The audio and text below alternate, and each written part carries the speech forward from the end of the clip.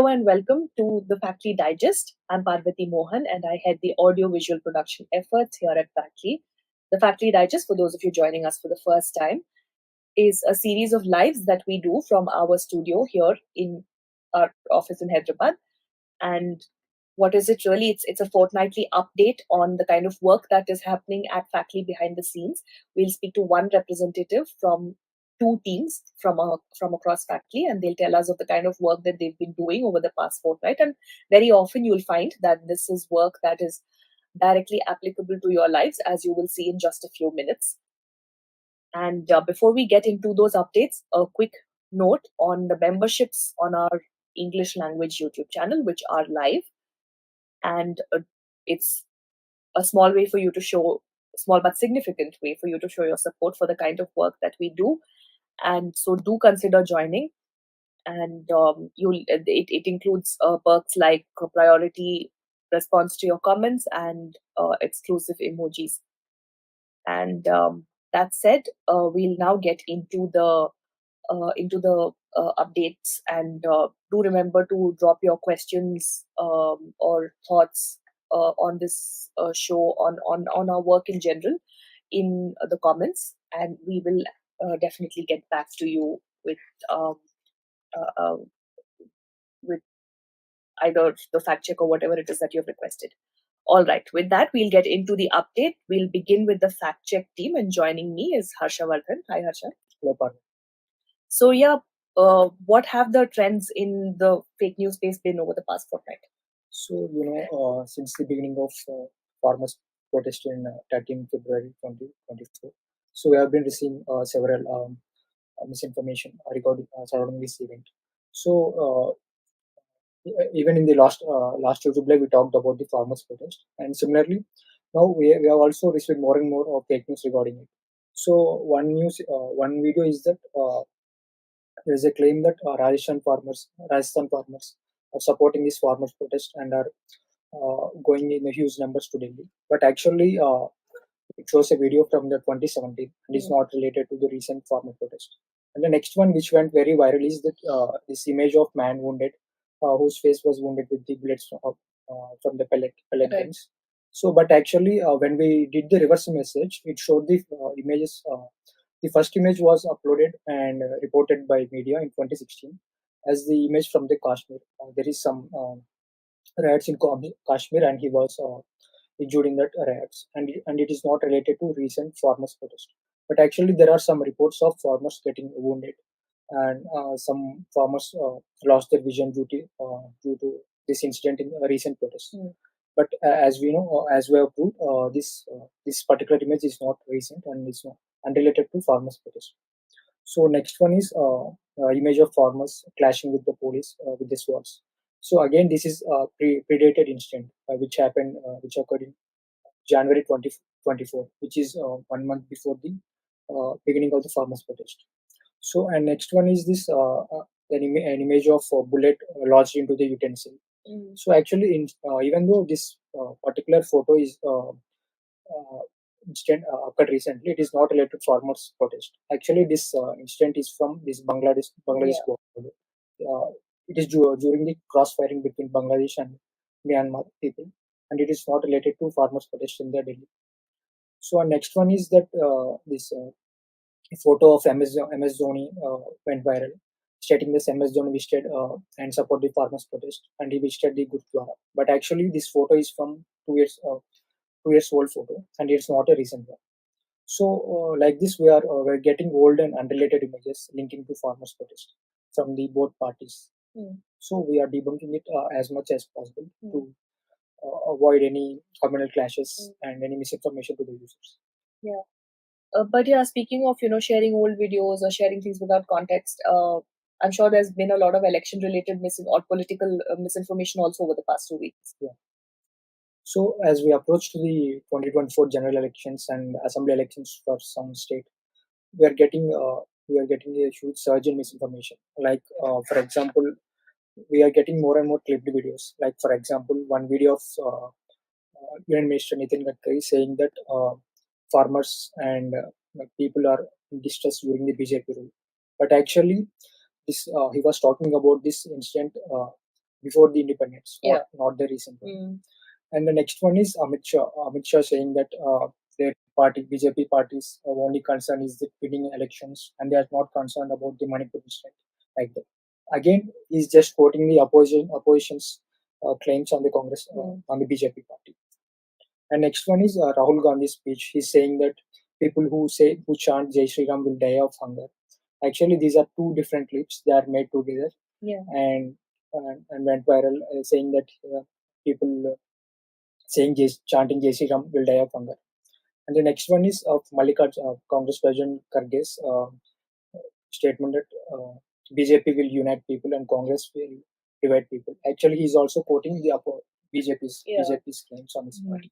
So these type of clip videos we are getting more and more these days, because it's easy to disseminate this kind of misinformation. And for the users also, it's not that difficult to debunk these videos, because uh, one thing is any politician will not say criticize their own party, at least in the public. So if someone saying these kind of statements, we should be audience should have some a basic sense. Sense like no one will say like this. Either it should be rated video or a slip of tongue. So this way, users can be aware of such misinformation. And the next one is fake surveys, fake pre-poll surveys are like that. So there are some surveys, supposed Republic TV surveys and ABP Live surveys, stating that this party, YSRCP party in Andhra Pradesh, gets majority and will form government. And other users sharing the same clip, saying the TDP party will get lead in the elections and form government. Actually, they are sharing the same template just by editing the figures. And actually, when we look in the Republic TV and APP surveys, they gave clarification like they have not done any survey as of now regarding this Andhra Pradesh state assembly elections. So our next one is fake election schedules. There are some images went viral saying that election commission has announced a schedule, and this is the last date for nomination. This is the polling day. This is the result day, like that.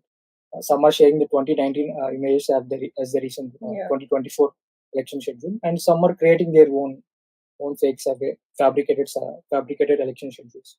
But election commission really releases schedules. They conduct a press meet, and all the media channels cover it, and they put the notification on the website. So users should be careful before sharing and believing such misinformation. Yeah.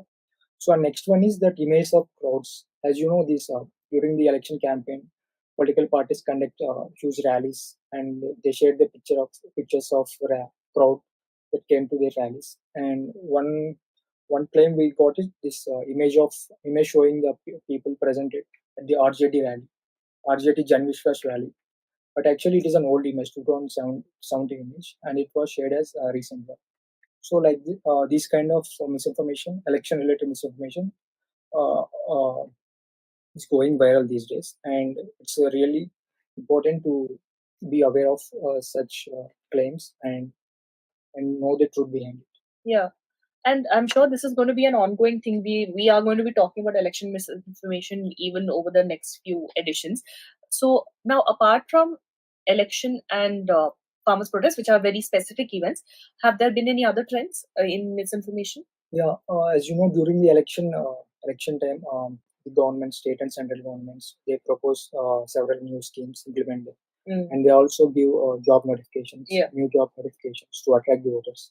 So, taking this scenario advantage for this scenario, and several scammers are creating fake websites to lure the public and extract the money from it. Website says PM Loan Yojana. Go to this website and give the other number, and you get loan without any verification, without checking any credit score. So these websites take the data from the users, and they may use the data for several illegal activities, and for it will also result in loss of financial loss for the users. And the next one is actually this PIB clarified that there is no such thing as PM loan Yojana which provides only on the basis of Aadhaar card. And the next one is job related scams. There are several websites which impersonate the government websites, and they say that there is so and so vacancies are there in so and so department. But actually, again, these are not affiliated with any government and are purely created to extract money from the public. Yeah. So, no, these are all very, these are kind of touchy topics with a lot of people, jobs, schemes, benefits, and all of that. So it's very lucrative, like you said. Uh, so, as an audience, what are the key factors that someone should look at? Like you said with the election post, right? Like, why would someone criticize that? So, similarly, are there any red flags that might jump out at someone who looks at a post that is like a notification for these schemes or jobs or whatever? So, regarding these schemes, if anyone want to check whether the scheme is really, whether there is really such scheme or not, there are some websites like india.gov.in. In that website, there is a list of schemes released by state government, central government, and you can all go through these schemes and you can check for yourself whether there is such scheme is available, exists or not. And other website is like myscheme.gov.in. This website gives the list of schemes which you are eligible. I mean, if you are male or female, and depending on your age, it will tell the eligibility for a particular scheme. And then you go to the concerned website of the scheme. Usually, these websites end with .gov.in domain, and sometimes they don't end. They are like generic websites, but it's better to check the official website and then apply through the websites for the schemes. And the next one is job related websites. Usually, some uh, main jobs like RRB, SSC, and UPSC, state commissions. They all have these websites, official websites, which end with .gov.in. In case if some website is not does not end with gov.in, in their official notification they will mention which website the user should apply and what's the process, all that one. So users should be careful in applying jobs and always trust the official sources. And also, if any job is, notification is released, it will be reported by mainstream media. So once cross check it whether it's official website and it's really released or not. And the next one is even if applying for the private jobs, always look for the reviews in the internet. I mean, like if someone had earlier applied and lost money, and even there are in notification there are some errors like grammatical mistakes, or some spelling mistakes or formatting gaps. yeah. You can see by just looking in it. And some websites, one website Sorry, is just to very quickly add there, government websites will never have such language errors and formatting mistakes and all that. Sorry, yeah, go ahead. and there is some one Indian skill development organization. They claim it is under the labor ministry, but actually it is not. It is a fake website. And whenever the website is blocked, they create this other website with the same information. So, but PIB and police department and other cyber experts are time and again warned about such fake websites, and they urge to users not to spend money, not to pay application fee, and it's important to get into. So it's important to always verify the websites whether it's private or government before applying. And in case of any doubt, you can always contact us, or you can contact PIB Fact Check Unit. There is a fact check unit for Indian government. It's called PIB Fact Check. They have their number, and you can also contact Factly in for the uh, for any doubts regarding the schemes and jobs. All right. Yeah. Thank you, Harsha, for that update. We will move to the second team in just a bit. But very quickly, before that, I would just like to double down on what Harsha said and add that the WhatsApp tip line is a very useful resource. So do save the number on your mobile phone and send us images, videos, or text, whatever form the claim may have reached you in. Send it to us, and we will get back to you either with an existing fact check or our team will look into it and you will hear from them. All right. With that, we come to the updates from the second team, which is the newsroom. Joining me is Pavitra. Hi, Pavitra. Hey. Okay. So yeah, Harsh and I were talking about the farmers' protest just a little earlier, and in that context of this protest that's happening in North India, your team has looked into the issues of minimum support price and the procurement of major crops. Now, before you get into the analysis of the data that you've done for this story, can you just explain a little about this story, the issue itself? Okay, so back in 2021, there was this huge widespread protest against the three farm laws that the government had passed, and they ended up revoking it following those protests.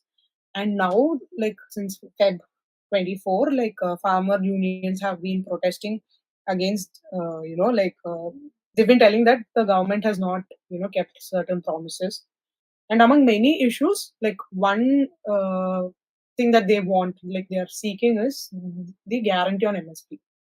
So MSP is the minimum support price, as the name suggests. It is the minimum price for a crop that is determined by the government. And if at all, say the price of the crop drops below that, it is like a guarantee. The government says, okay, we'll take it at this minimum price, so that the farmer's income is not affected, and this market volatility and all is adjusted. So that's the main concept. And so on this backdrop, we uh, we have our data sets in Dataful, and we analyze the trends in procurement, the MSP, production, everything of major crops in our story.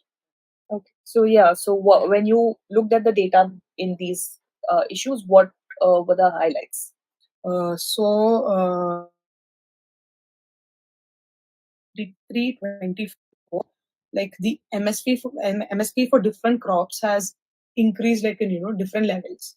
Like for instance, for ragi and jowar, it has increased by over 200%. Whereas for bajra, paddy, maize, and barley, it has increased by over 100%. And the MSP increase has been the least for wheat, and it has been about 93% increase. And then in terms of the compounded annual growth rate, the MSP growth rate was the highest for ragi at 10.4%, and the lowest again for wheat at 4.8%. And with respect to the production, between 2014-15 and 2022-23, the production of rice has increased by about 29%, and that of wheat has also increased by over 28%. And the production of maize has actually increased by 60% in this case. Whereas, for ragi and jowar, there has been a decline in the production. Jowar it has dropped by 30%, and ragi it has dropped by 18%. And this is in spite of these millets being promoted in 2023. It was the International Year of Millets, and we have written a series of articles about it. And now coming to procurement, until 21-22, and around 2021-22, the procurement had actually increased, and it was the highest. The procurement was the highest for rice in 21-22 and for wheat in 2021. But since then, in the last 2 years, the procurement has dropped for these crops. And another thing we observed was across states, say West Bengal and Uttar Pradesh, they account for 25% of the total rice production, but the procurement is low in these states. It's about 3.6% and about 7.5% in these states. Whereas in Punjab, which produces about 10% of the rice in the country, the procurement, 10% of the production, the procurement is as high as say 22%. So there's a disparity across states. And if you look at the average procurement per farmer, it is as high as 11 and 12 tons in Punjab and 9 tons in Uttarakhand. And at the same time, in say Kerala, Chhattisgarh, West Bengal, and Karnataka, it is as low as less than 3 tons per farmer is being procured. So what this shows is this disparity is that only a small proportion of the farmers are actually benefiting from MSP, and the majority are still vulnerable to the market fluctuations and the market. So that's the major conclusion that we drew from this. And just like other countries, like India is faced with the triple challenge in agriculture, which is to provide safe and nutritious food to a growing population at a reasonable price. Then sustaining livelihoods of farmers and those in the food supply chain, and the resource and climate change related challenges that we are facing nowadays. So to tackle these three issues, I mean, to deal with these, like we need a multidimensional approach. Like we'll have to take actions on various fronts, be it like domestic policies, trade, or infrastructure, involvement of stakeholders, like different governance levels, etc. So yeah, there's a lot. Right. And yeah, very quickly before we move on to the next story, these stories are available on factly.in. So if you want to look at them in detail, at which we of course encourage you to, then you will find them posted somewhere on this either in the description or live chat somewhere. You will find the links to these stories, and you should go through them. But yeah, I do believe there is another story that you would like to talk about. So what is that? So it is about FASTag, or like it is commonly known as FASTag. It is the National Electronic Toll Collection System, basically.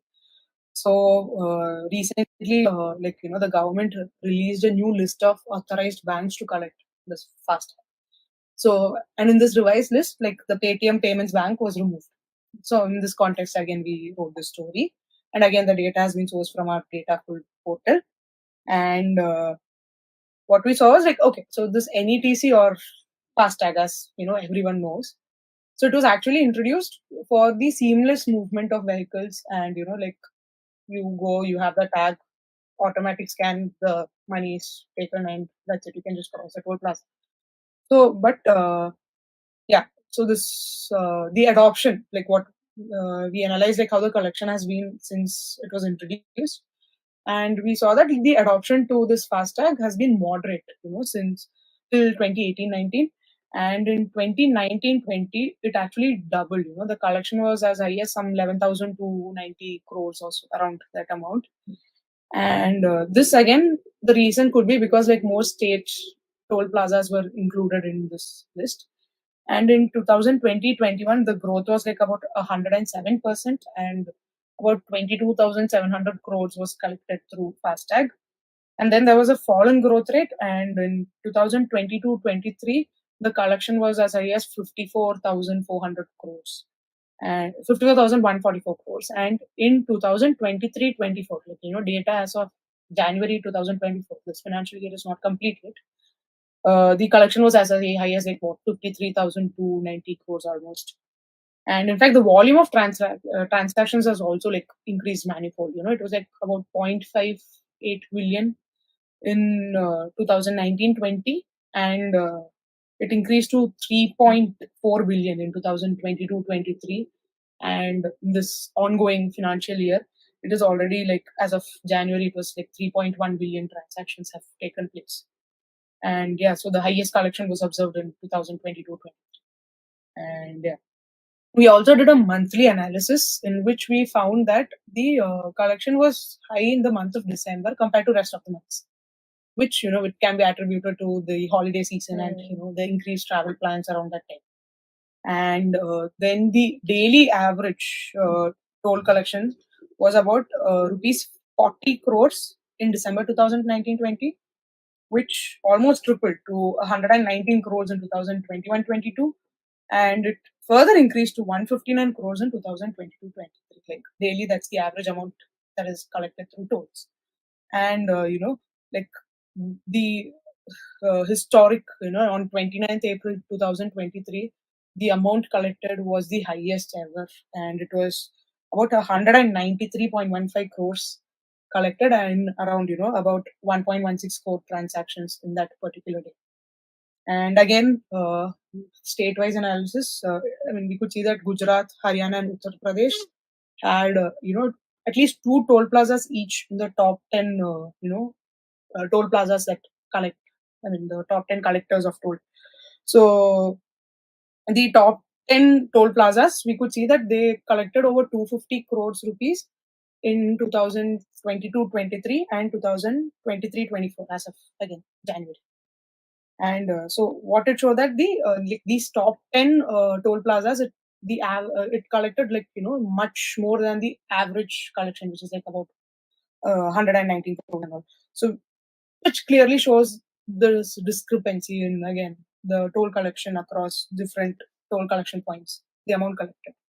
And again, there was this parliamentary standing committee report which highlighted certain issues with the FASTag scheme as such. And one thing was that it noted there were 3 toll plazas that collected beyond about 28 crores and all above the level in excess. And there was this bogus toll plaza in Gujarat, and it also noted that there was these faulty tags, then the blacklisted tags, and issues with the equipment, which would result in long queues and congestion in these toll plazas. But the whole point of this FASTag was to avoid it.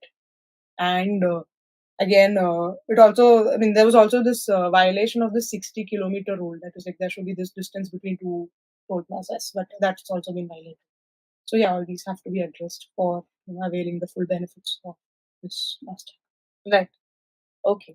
So yes, with that, we come to the end of this edition of the Faculty Digest. The next one is scheduled for 21st March, and yeah, should be around the same time, but we will keep. And in the meantime, of course, all the stories that Harsha spoke about, that Pavitra spoke about, they're all on faculty.in, our website, and the fact checks make their way into our YouTube channel here, and also on our social media at Faculty India, which of course the newsroom's work also translates into the social media efforts. So definitely follow us across platforms. We are again at Faculty India, and keep in touch with us before the next edition. Let us know what kind of content you want to see on all these platforms and on the live, and we are eagerly listening. And in the meantime, if you haven't already, subscribe to our channel, follow us on social media, consider joining our memberships, and yes, reach out to us through all these means. And we will see you in the next edition of the Faculty Digest, and before that, through the work that we put out every single day on